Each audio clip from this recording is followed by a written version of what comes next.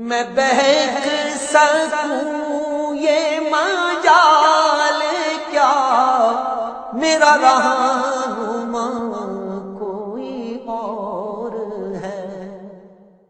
نحمدہ ونصلی علی رسولہ النبی الکریم الامین، اما بعد فاعوذ باللہ السمیع العلیم من الشیطان الرجیم، بسم اللہ الرحمن الرحیم۔ قال اللہ تبارک و تعالی فی القرآن الحکیم، ان اللہ وملائکتہ یصلون علی النبی یا ایہا الذین آمنوا صلوا علیہ وسلموا تسلیما۔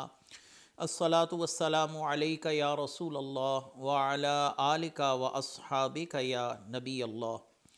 اللہ تعالیٰ کی حمد و ثنا سرور کونین حضرت محمد مصطفیٰ صلی اللہ علیہ وسلم اور آپ کے جمیع آل و اصحاب کی بارگاہ ناز میں درود و سلام کے نذرانوں کے بعد، انتہائی قابل تعظیم و تکریم سامعین ذی وقار میرے دینی اور یقینی دوستو، بزرگوں اور بھائیوں، تفسیر اعجاز القرآن کے اگلے درس کے ساتھ حاضر خدمت ہیں، اور آج انشاءاللہ العزیز آپ سورہ ابراہیم کے 7ویں رکوع کی تفسیر کو سماعت فرمائیں گے، اور یہ مجموعی طور پر 13ویں پارے کا 19واں رکوع ہوگا، اور یہ آخری رکوع ہے۔ اس کے بعد سورہ الحجر جو ہے وہ شروع ہو رہی ہے، اور انشاءاللہ ہم 14ویں پارے کی ابتدا اور سورہ الحجر کی جو خلاصتاً صورتحال ہے وہ انشاءاللہ اگلے درس میں بیان کریں گے۔ آج سورہ ابراہیم جو ہے یہ اختتام پذیر ہونے جا رہی ہے۔ 13ویں پارے کا بھی تقریباً یہ آخری حصہ اس کو کہا جائے گا، کیونکہ اس کے ساتھ ہی سورہ الحجر جو ہے اس کی 1 یا 2 آیات 13ویں پارے میں شامل ہیں، اور پھر انشاءاللہ ہم 14ویں پارے کی طرف جائیں گے۔ اپنے درس کی طرف آتے ہیں۔ اللہ تعالیٰ قرآن کریم فرقان حمید میں ارشاد فرماتے ہیں، سورہ ابراہیم ہے، آیت نمبر 42 ہے، وَلَا تَحْسَبَنَّ اللَّهَ غَافِلًا عَمَّا يَعْمَلُ الظَّالِمُونَ إِنَّمَا يُؤَخِّرُهُمْ لِيَوْمٍ تَشْخَصُ فِيهِ الْأَبْصَارُ۔ اے سننے والے، ہرگز اللہ کو ان کاموں سے بے خبر نہ سمجھنا جو ظالم کر رہے ہیں۔ اللہ تعالیٰ انہیں صرف ایک ایسے دن کے لیے ڈھیل دے رہا ہے جس میں آنکھیں کھلی رہ جائیں گی۔ اس میں ہر صابر کے لیے تسلی ہے، تشفیع ہے کہ اللہ تعالیٰ ان کے اعمال کو دیکھ رہا ہے۔ ایسا نہیں ہے کہ یہ دنیا میں جو ظلم و ستم کر رہے ہیں اور بربریت کا بازار انہوں نے گرم کر رکھا ہے، یہ اللہ تبارک و تعالیٰ کو ان معاملات میں کسی طرح بھی دھوکہ دینے میں کامیاب ہو سکتے ہیں۔ اللہ تعالیٰ نے فرمایا صرف اللہ تعالیٰ عذاب مؤخر کر رہا ہے، اور پھر وہ دن آئے گا جب ان کی آنکھیں کھلی کی کھلی رہ جائیں گی، اور اپنے کیے پر یہ کتنے نادم ہوں گے۔ وہ تو اگلی آیات میں اللہ تبارک و تعالیٰ نے ان کی ندامت کا بھی ذکر کیا کہ اپنی صورتحال پر یہ اتنے پشیمان اور پریشان ہوں گے کہ اللہ تعالیٰ سے پھر مہلت مانگیں گے کہ ہمیں دوبارہ دنیا میں بھیجا جائے، لیکن ان کی سنوائی نہیں ہوگی۔ اللہ تبارک و تعالیٰ 2 طریق سے کسی نافرمان قوم کو پکڑ فرماتا ہے۔ ایک تو ہے دنیا میں اللہ کی پکڑ، اور ایک آخرت میں پکڑ ہے۔ آخرت میں تو پکڑ ہے ہی ہے، دنیا میں مختلف معاملات کے ساتھ ان لوگوں کی پکڑ کی جاتی ہے، جس کا ذکر اللہ تبارک و تعالیٰ نے سورہ ہود میں کیا۔ 11ویں پارے میں ہم اس کا تذکرہ کر کر آئے ہیں۔ سورہ ہود ہے، آیت کا نمبر شمار ہے 102۔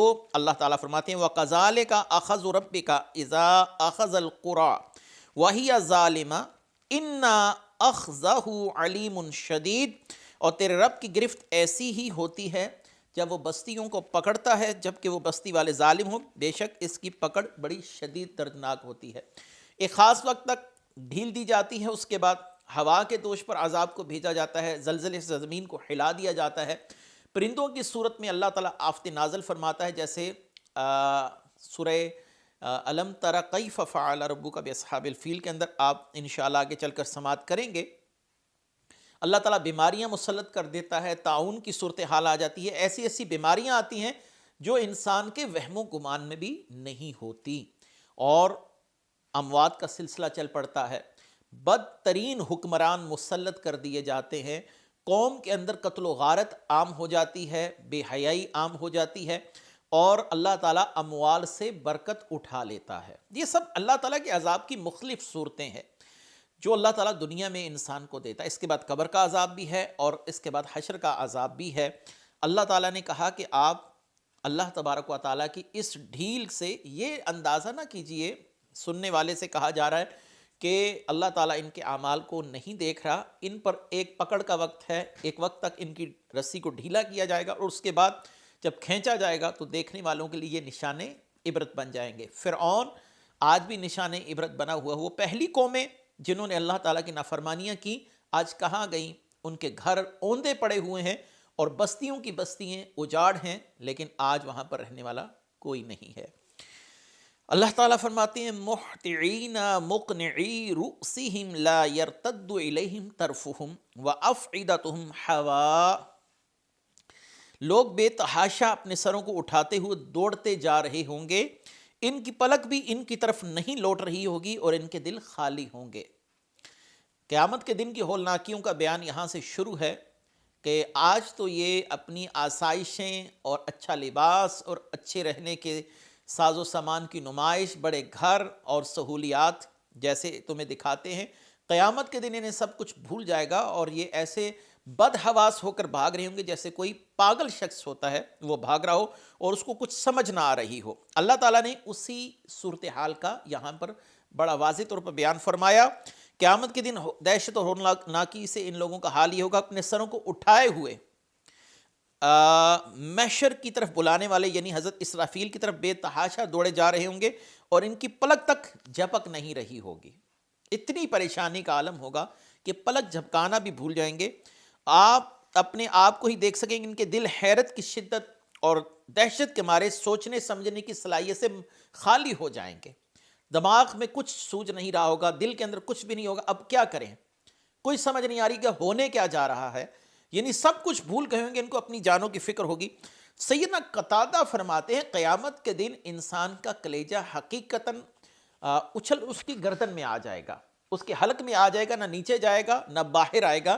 یہ قیامت کی دہشت ناکی اور ہولناکی کی طرف اشارہ ہے کہ دل اتنا زیادہ اس دن گھبراہٹ کا شکار ہوگا اور اپنی جگہ چھوڑ کر انسان کے حقیقتاً حلق میں آ کر پھنس جائے گا۔ اور اللہ تبارک و تعالیٰ نے جو قیامت کی ہولناکیاں بیان کی ہیں، امام غزالی رحمۃ اللہ علیہ ان کا بڑا ہی آسن انداز سے تجزیہ فرما رہے ہیں اپنی کتاب احیاء العلوم کے اندر۔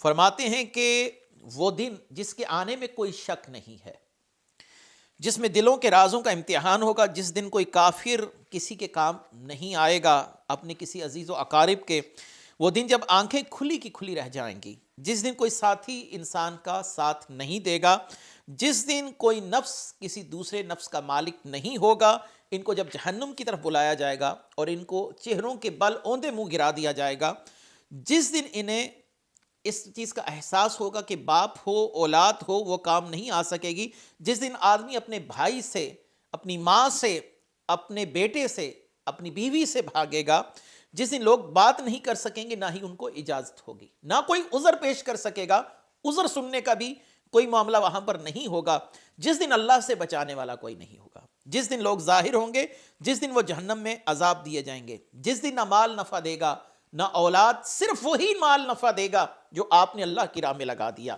جس دن لوگ ظاہر ہوں گے اور جس دن لوگوں کی حقیقت ظاہر ہوگی، عذر نامنظور ہوں گے، کوئی بہانہ آپ کا نہیں چاہے گا میں بیمار تھا، میں یہ تھا وہ تھا، ادھر نہ کسی کی سفارش چلے گی، اس دن صرف اور صرف اللہ تعالیٰ کی بادشاہی ہے اور وہ جس کو بولنے کی اجازت ہے۔ گناہ سامنے آئیں گے، انسان کی زبان بند ہو جائے گی اور اس کے اعضاء جو ہیں وہ گواہی دے رہے ہوں گے، اور جہنم کا پانی ایسا گرم پانی ہے کہ انسان کو جب پلایا جائے گا تو اس کی شرمگاہوں سے انتڑیاں جو ہیں وہ پگھل کر باہر نکل آئیں گی۔ تو فرماتے ہیں انسان تجھے اپنے رب کریم کے متعلق کس شے نے دھوکے میں ڈال رکھا ہے، تیرے اعضاء تیرے خلاف گواہی دیں گے، اور ڈر اس دن سے جس کے متعلق اللہ نے فرمایا اقترب للناس حسابہم وہم فی غفلۃ معرضون، لوگوں کا حساب قریب آ گیا ہے، وہ غفلت میں منہ پھیرے ہوئے ہیں، اور ما یأتیہم من ذکر من ربہم محدث الا استمعوہ وہم یلعبون، جب ان کے پاس رب کی کوئی نصیحت آتی ہے تو کھیلتے ہوئے سنتے ہیں، ان کے دل غافل ہیں، یہ اس بات کو ایک کان سے سن کر دوسرے سے نکال دیتے ہیں، لیکن اللہ تعالیٰ نے ایک مقام پر فرمایا انہم یرونہ بعیدا، ان کے خیال کے مطابق تو ابھی قیامت بہت دور ہے۔ اللہ تعالیٰ فرماتے ہیں وَنَرَاهُ قَرِيبًا، ہم اسے بہت قریب دیکھ رہے ہیں۔ رسول اللہ صلی اللہ علیہ وسلم نے اپنے ہاتھوں کی انگلیوں سے اشارہ کیا کہ مجھے اور قیامت کو کیسے بھیجا گیا، تو آپ نے 2 انگلیاں جوڑ کر کہا کہ جیسے میں اور یہ دو انگلیاں اکٹھی ہیں، ایسے میں اور قیامت اکٹھے آئے ہیں، یعنی میرے فوراً بعد ہی قیامت کا ظہور ہو جائے گا۔ اگلی آیت مبارکہ وَأَنذِرِ النَّاسَ يَوْمَ يَأْتِيهِمُ الْعَذَابُ فَيَقُولَ الَّذِينَ ظَلَمُوا رَبَّنَا أَخِّرْنَا إِلَىٰ أَجَلٍ قَرِيبٍ نُجِبْ دَعْوَتَكَ وَنَتَّبِعِ الرُّسُلَ أَوَلَمْ تَكُونُوا أَقْسَمْتُم مِّن قَبْلُ مَا لَكُم مِّن زَوَالٍ۔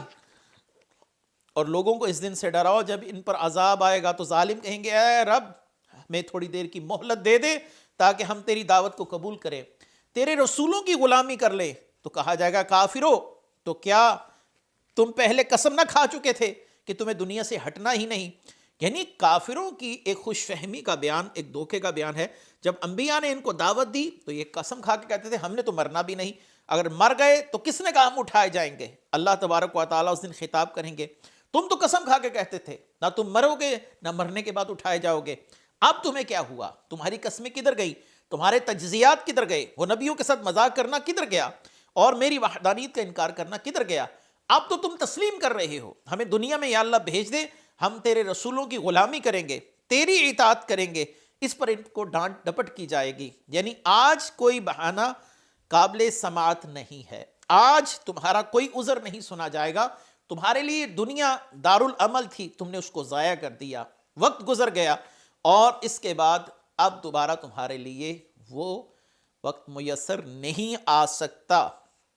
جو گزر گیا سو گزر گیا، آج کے بعد تمہارے لیے ایسی کوئی بھی سہولت مہیا نہیں کی جائے گی کہ تم دوبارہ رسولوں کو پاؤ اور پھر رسولوں کی اطاعت کرو، ایسا نہیں ہے۔ رسولوں نے اپنے وقت پر تمہارے ساتھ دعوت کا معاملہ کیا، تمہیں اللہ نے ڈھیل دی، یہ ڈھیل سوچنے سمجھنے کے لیے تھی کہ فوراً سے کوئی یہ نہ کہے یا اللہ تیرے رسول نے آج پیغام دیا تھا دوسرے دن ہی عذاب آ گیا۔ اللہ تعالیٰ نے ان کو خوب ڈھیل دی تاکہ سوچ سکیں، سمجھ سکیں، مظاہر کائنات سے اللہ تعالیٰ کی ذات تک جا پہنچیں، انبیاء علیہ السلام کی دعوت پر غور و فکر کرنے کا ان کے پاس وقت ہو، لیکن انہوں نے اس وقت کو ضائع کر دیا۔ اب نہیں ہے، اب تمہارے لیے کوئی بھی عذر نہیں ہے۔ تمہیں ایک طویل وقت دیا گیا، کسی کافر نے 60 سال پائے، کسی نے 70 سال پائے، کسی نے 50 سال پائے، انبیاء کی دعوت کا انکار کیا، لیکن اب نہیں ہے۔ اور یہاں پر ایک بات اور بھی ہے، انبیاء علیہ السلام ہی ہیں وہ جن کا منکر کافر ہے اور ان کے انکار سے انسان جہنم میں پہنچتا ہے۔ یہاں پر اہل تشیع حضرات کی ایک عقیدے کی صورتحال کا بھی بیان کرتا چلوں کہ ان کے ہاں 12 امام بھی اسی منصب پر فائز ہیں کہ وہ اللہ کی طرف سے منصوص ہیں، ان کا منکر بھی کافر ہے، اور قیامت کے روز ان کے متعلق بھی پوچھا جائے گا۔ یہ ہے عقیدہ کفار کا۔ لیکن جب ہم قرآن کو دیکھتے ہیں تو قرآن میں بڑا واضح طور پر ہے، کفار کہیں گے نجب دعوتک ونتبع الرسل، یا اللہ ہمیں دنیا میں بھیج، ہم تیرے رسولوں کی اطاعت کریں گے، ان کی دعوت پر لبیک کہیں گے۔ یہاں پر نہیں کہ ہم نے اماموں کا انکار کیا تو ہم کافر ہو گئے اور ہم دوبارہ اماموں کی اطاعت کریں گے اور پھر اس کے بعد ہمیں یا اللہ جنت میں بھیج دینا، ایسی کوئی بات نہیں ہے۔ اس کا مطلب ہے صرف واجب الاطاعت جس کی ذات ہوتی ہے وہ نبی اور رسول کی ذات ہوتی ہے، یہ اماموں کا تصور یہاں پر نہیں ہے۔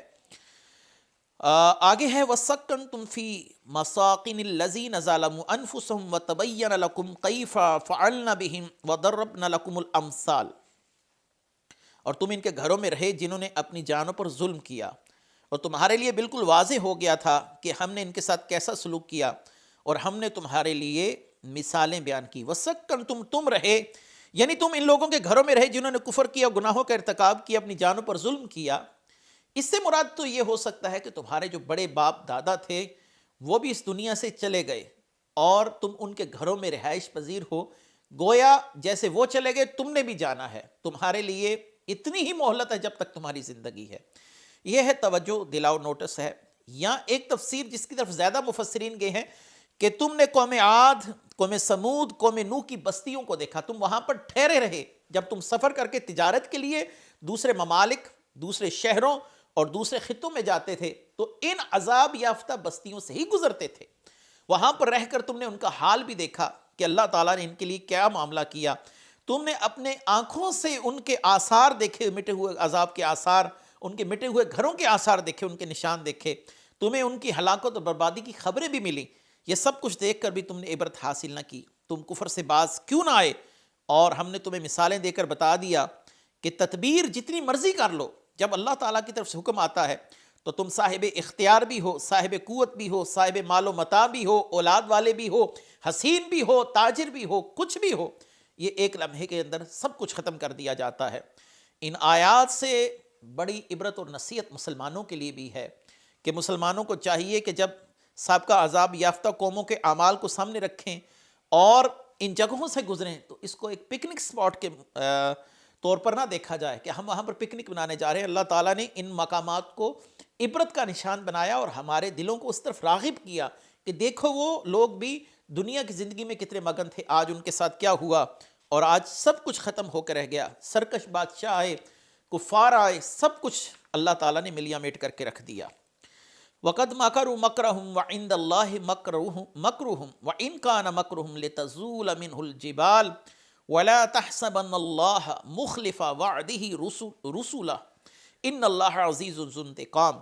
بے شک انہوں نے اپنی سازش کی اور ان کی سازش اللہ کے قابو میں تھی۔ ان کی سازش کوئی ایسی نہیں تھی کہ اس سے پہاڑ ٹل جائیں، تو تم ہرگز خیال نہ کرنا کہ اللہ اپنے رسولوں سے وعدہ خلافی کرے گا، بے شک اللہ غالب بدلہ لینے والا ہے۔ قد مکروا مکرہم، بے شک انہوں نے اپنی سازش کی۔ یہاں پر آیت کا خلاصہ جو ہے کہ اہل مکہ نے اسلام کو مٹانے کے لیے رسول اللہ صلی اللہ علیہ وسلم کے ساتھ مختلف منصوبہ سازیاں کی، ان کے خلاف سازشیں کی۔ آپ صلی اللہ علیہ وسلم کو شہید کر دیا جائے یا قید کر لیا جائے یا مکہ مکرمہ سے نکال دیا جائے۔ اللہ تعالیٰ نے ارشاد فرمایا کہ ان کی تمام سازشیں اللہ کے علم میں تھیں، ان کی کوئی ایسی سازش نہیں کہ اس سے پہاڑ ٹل جائیں۔ یعنی اللہ کی آیات اور شریعت مصطفیٰ کے احکام جو اپنی مضبوطی کے اندر، قوت اور ثبات کے اندر پہاڑ کی مثل ہیں، مضبوط ہیں، یہ اس کو نہیں ٹال سکتے یا اس کو ہلا نہیں سکتے۔ محال ہے کہ کافروں کی ہلا سازیاں اس کو اپنی جگہ سے ہلا سکیں، یعنی اللہ تعالیٰ کا دین جو ہے یہ مکمل ہو کے رہے گا۔ یریدون لیطفئوا نور اللہ بافواہہم واللہ متم نورہ، یہ چاہتے ہیں کہ پھونکوں سے چراغ کو بجھا دیں، لیکن اللہ اپنے نور کو پورا کرنے والا ہے۔ اللہ تعالیٰ ادیان دنیا پر دین اسلام کو غالب فرمائے گا۔ اے محمد صلی اللہ علیہ وسلم، یہ جتنی مرضی سازشیں کر لیں، آپ کو شہید کرنے کی کر لیں، آپ صلی اللہ علیہ وسلم کو مکے سے نکالنے کی کر لیں، یہ اپنی آنکھوں سے دیکھیں گے اللہ تعالیٰ دین اسلام کو غالب فرما دے گا۔ یوم تبدل الارض غیر الارض والسماوات وبرزوا للہ الواحد القہار، جس دن زمین کو دوسری زمین سے اور آسمان اور لوگ سب نکل کھڑے ہوں گے، جس دن بدل دی جائے گی زمین، اس زمین کے سوا اور آسمان اور لوگ سب نکل کھڑے ہوں گے ایک اللہ کے سامنے جو سب پر غالب ہے۔ اس دن قیامت کا دن مراد ہے، اور زمین و آسمان کی تبدیلی کے متعلق مفسرین کے دو قول ہیں۔ ایک یہ ہے کہ اس کے اوصاف بدل جائیں گے، یعنی زمین کو بالکل چٹیل، بالکل ہموار کر دیا جائے گا، نہ پہاڑ نظر آئے گا، نہ کوئی درخت نظر آئے گا، نہ ریگستان نظر آئے گا، زمین بالکل ایک میدان کی طرح خالی کر دی جائے گی۔ نہ اس پر پہاڑ رہیں گے، نہ بلند ٹیلے، گہرے غار، نہ درخت، نہ عمارت، نہ کوئی بستی، نہ گھر، اقلیم کا نشان، اور آسمان پر نہ سورج، نہ چاند، نہ ستارے، سب کچھ محو کر دیا جائے گا۔ سورج و چاند کی روشنیاں معدوم کر دی جائیں گی۔ یہ اوصاف ہیں تبدیلی کے۔ اور ایک قول ہے کہ ذات کی تبدیلی کر دی جائے گی، کہ آسمان و زمین کی ذات ہی بدل دی جائے گی۔ اس زمین کی جگہ ایک دوسری چاندی کی زمین ہوگی، سفید اور صاف ہوگی، جس پر خون بہایا گیا ہوگا، نہ گناہ کیا گیا ہوگا، اور آسمان سونے کا ہوگا۔ یہ دو قول ہیں یہاں پر مفسرین کے، اللہ ورسولہ عالم۔ اگلی آیت وَتَرَى الْمُجْرِمِينَ يَوْمَئِذٍ مُقَرَّنِينَ فِي الْأَصْفَادِ، اس دن تم مجرموں کو بیڑیوں میں ایک دوسرے سے بندھا ہوا دیکھو گے۔ یعنی اے محبوب صلی اللہ علیہ وآلہ وسلم، آپ قیامت کے دن کافروں کو بیڑیوں میں اپنے شیاطین کے ساتھ بندھا ہوا دیکھیں گے جو انہیں گمراہ کرتے تھے۔ یہاں پر انسان کا قرین بھی مراد ہو سکتا ہے، یا وہ شیاطین جو انہیں عبادت پر اکساتے تھے۔ تو اس سے معلوم ہوا کہ محشر میں کفار اور مومن بھی اپنی ظاہری علامات سے پہچانے جائیں گے۔ رسول اللہ صلی اللہ علیہ وسلم نے فرمایا، میں اپنی امت کو اس کے وضو کے جو اعضاء ہیں ان کے چمکنے سے پہچانوں گا، اور مجرمین اپنے چہروں سے، اپنے حشر سے پہچانے جائیں گے کہ ان کو زنجیروں میں جکڑ لیا جائے گا، ان کا چہرہ سیاہ ہوگا۔ اگلی آیت ہے سرابیلہم من قطران وتخشى وجوہہم النار لیجزی اللہ کل نفس ما کسبت ان اللہ سریع الحساب۔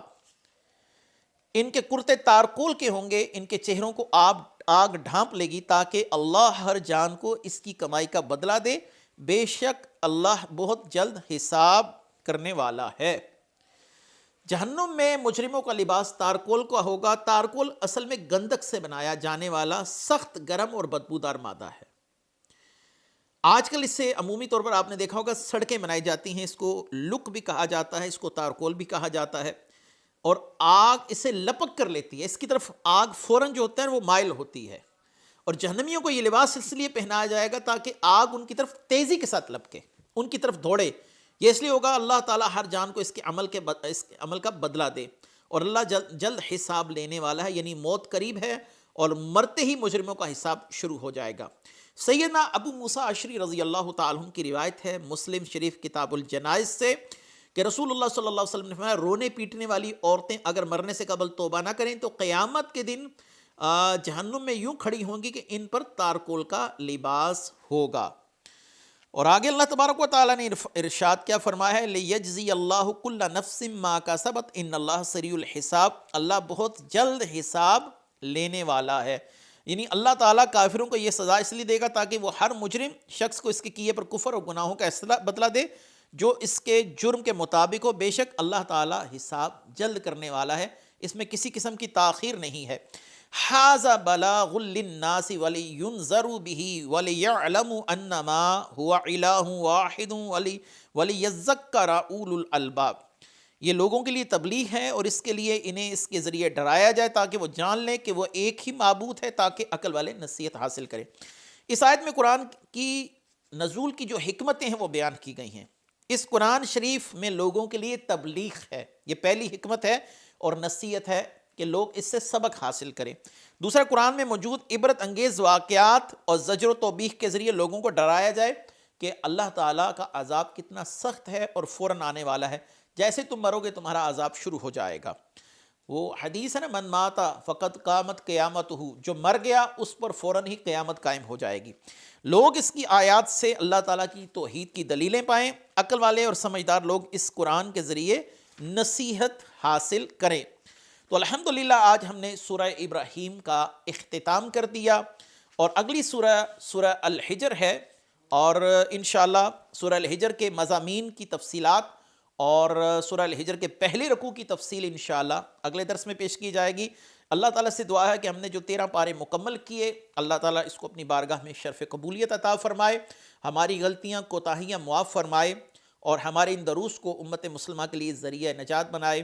وآخر دعوانا ان الحمدللہ رب العالمین۔ میں بہک سکوں یہ مجال کیا میرا رہا